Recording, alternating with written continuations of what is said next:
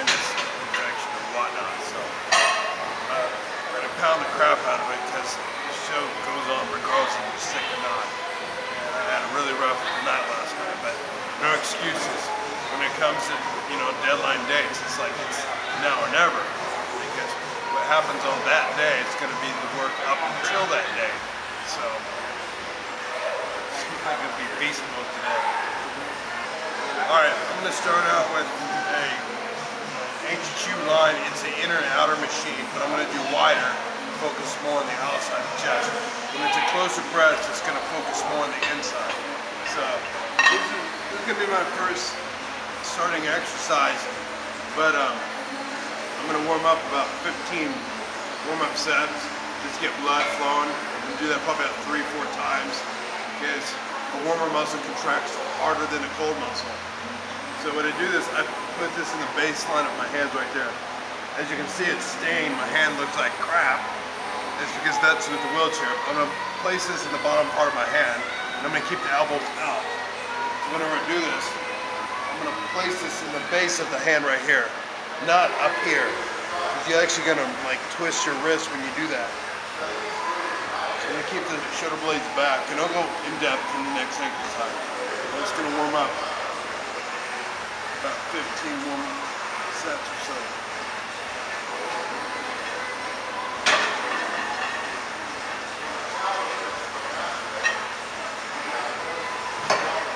And when I do this, it's going to probably look like I'm not going to go full range of motion.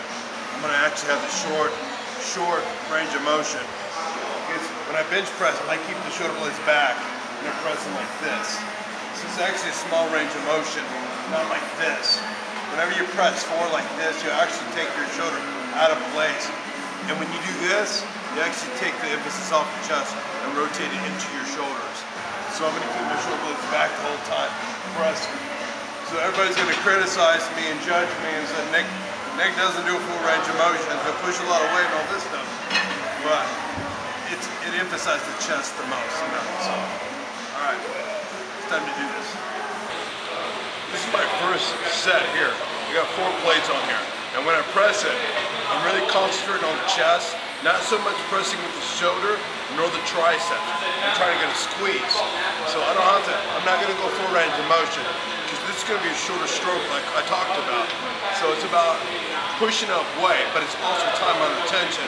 So I don't really care about going full range of motion actually, because I don't want to, the top part of the lockout is actually like shoulder, and the bottom part is mostly triceps. So I'm going to stay in this like middle range right here, which I consider this chest zone. So that's what I'm going to focus. I'm going to train in the chest zone extremely heavy for my first exercise. I've done warmed up a bunch, so now it's time to go count. And I'm not going to start out super heavy. I'm going to go a lot heavier, but this is again like working up heavier.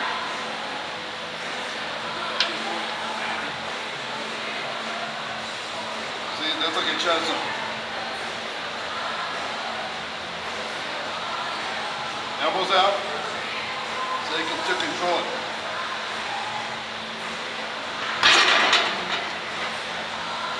Lightweight.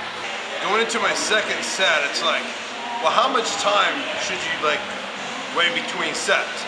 Well, it really varies on what your goals are. Like, I'm trying to build my body up, so I'll rest between 60 to 90 seconds. More so a feel. I feel it in my body when I'm ready to go. And it's like, if you go too soon, you're not going to be able to push yourself that hardest, because you're going to be still exhausted from the previous set. And it's more like cardio doing it like that, so you won't be able to lift as heavy. Now for those who wait like 5 minutes plus, that's more like powerlifting style, where it's 1 rep all, you give it everything you got. So give it about 60 to 90 seconds between sets, and from then you'll be able to understand what your happy medium. It's really figuring out like your happy medium. So, bumped it up, 1 more 45 on each side. So, elbows back, shoulder back, the grip, align myself on here, I keep my abs sucked in, tight, and I'm ready to do my job. Do the work.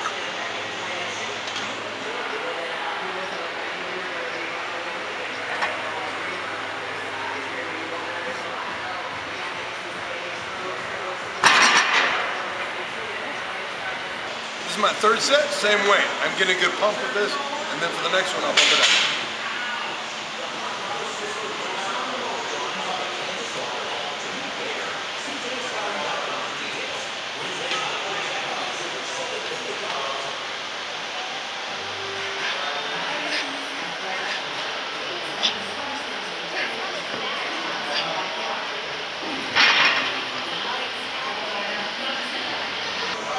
My fourth set, so I'm gonna go 6 plates on each side. Again, I'm not gonna compensate my form, what people probably think I'm cheating anyway, but I'm gonna push the weight up as many reps as I can, no more than 12 if I can get this.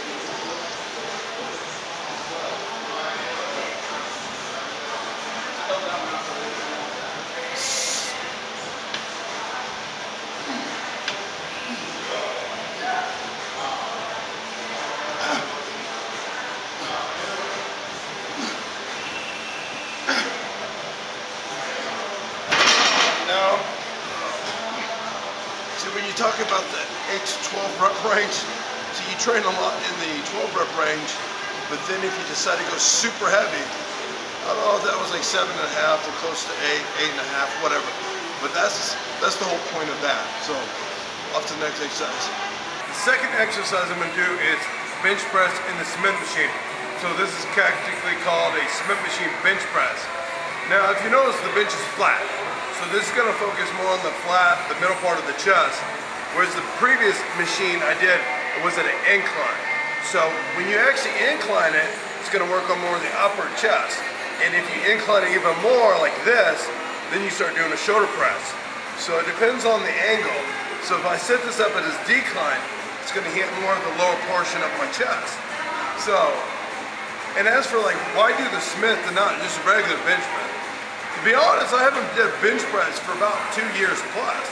I find it actually more beneficial to actually do a Smith machine than the regular bench press. And then you're probably looking at me and thinking, well, why is that? It's like that don't make sense because everybody talks about doing a bench press.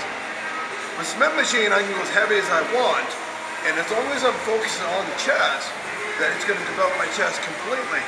And I can go heavier with more confidence, knowing that I don't need a spotter. And on top of that, I always set safety harnesses, which even if I get stuck, like this will stop right here so I won't squish myself. So in my mind, I can train heavier, longer, with more efficiency than just doing a bench press. So that's my feedback, you know, and everybody has their own 2 cents, so that's mine. Set number 1. Right here. So where it's like the rough and smooth, some people like, oh, go as wide as you can for bigger chest. I don't believe that. That's if you're doing powerlifting. There's different techniques of that. I do my thumb right here, and I'll keep my elbows out. And that's a stronger position. Take the shoulders back.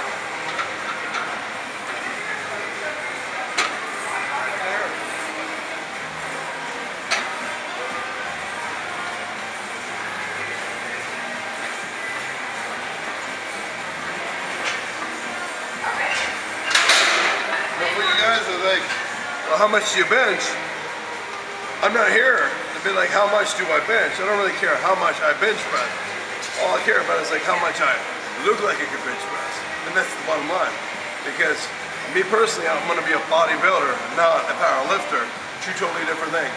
That was years ago when I did powerlifting competitions. Round 2, 3 plates.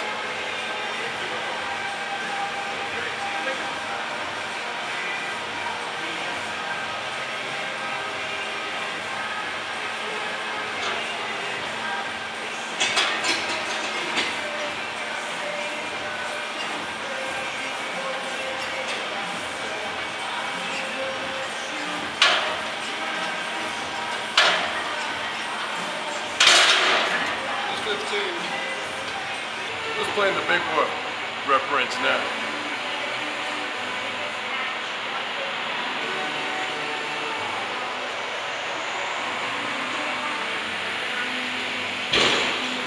Listen to a little Rocky, Eye of the Tiger. See if that helps me.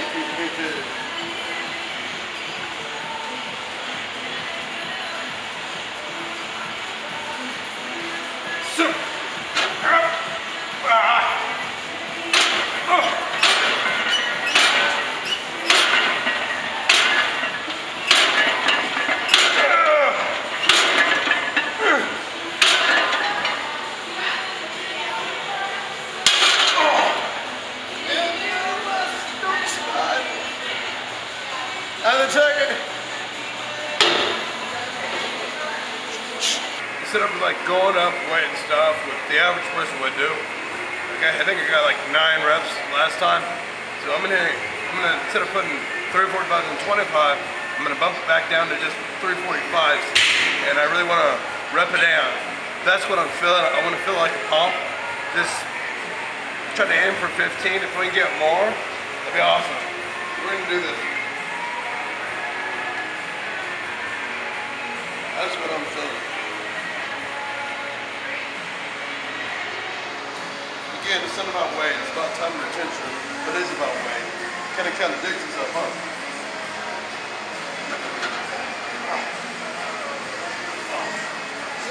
Oh, my chest is tight.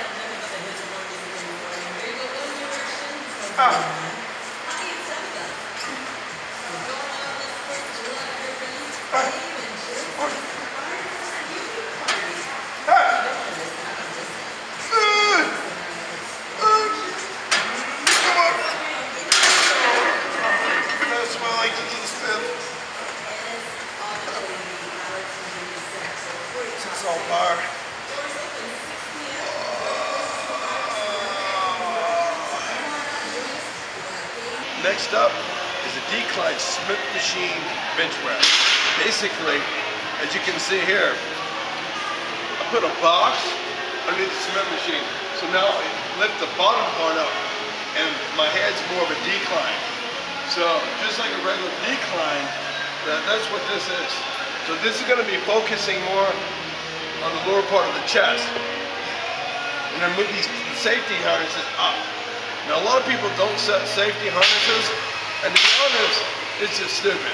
Because if you have one slip, one mishap, it's gonna crush you, and you're gonna wish that you had it. So always, always focus on your safety first. So this is gonna be my first working set on exercise number 3.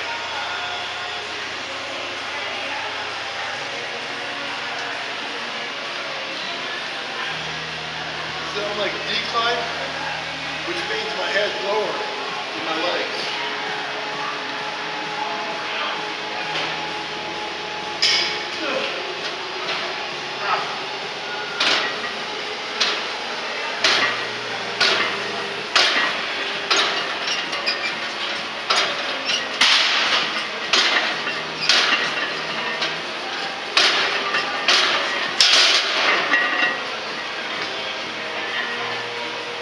I'm doing 15 reps today for some reason. The previous set when I was doing it, I felt something in my chest. So I'm not going to go up weight. I'm going to stick to 3 plates. I'm going to do second set with the same amount.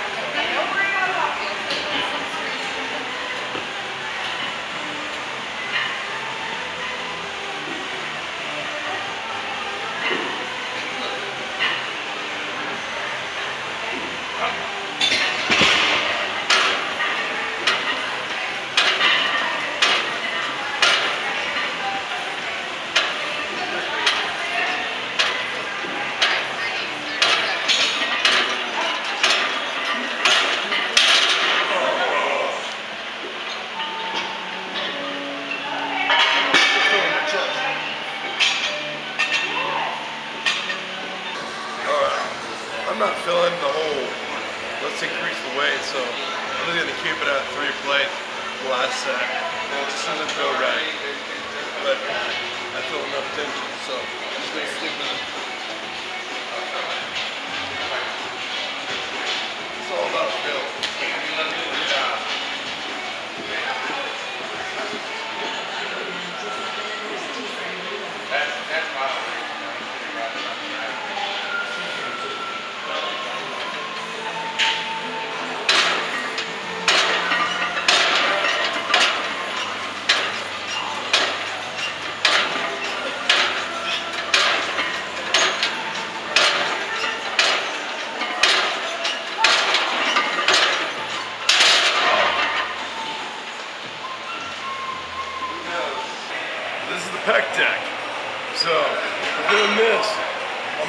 place this handle in the base of my hand right here.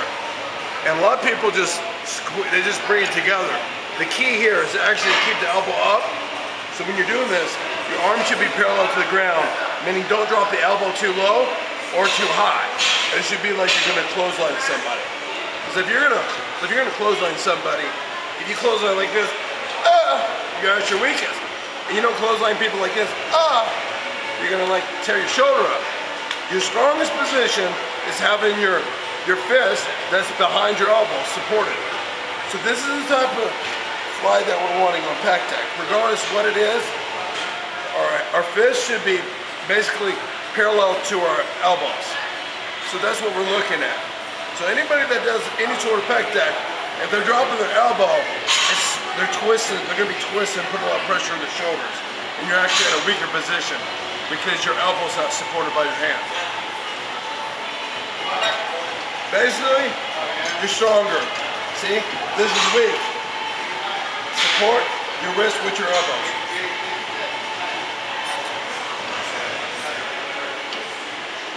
See my elbows?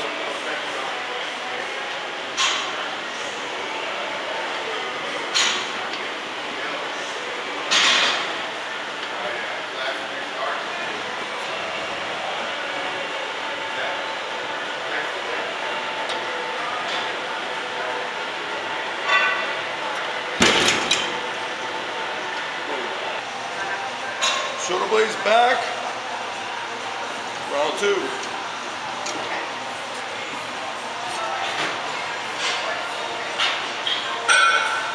Squeeze the chest, spread the chest, squeeze it. Concentrate.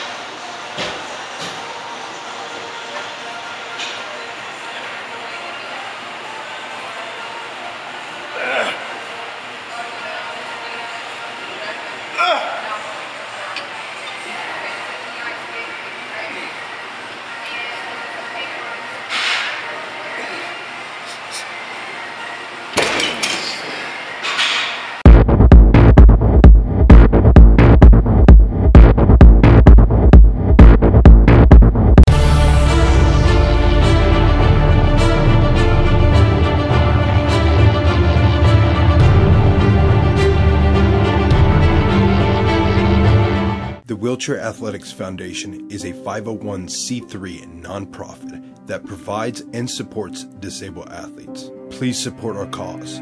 Volunteer, donate funds, mail items for the eBay store.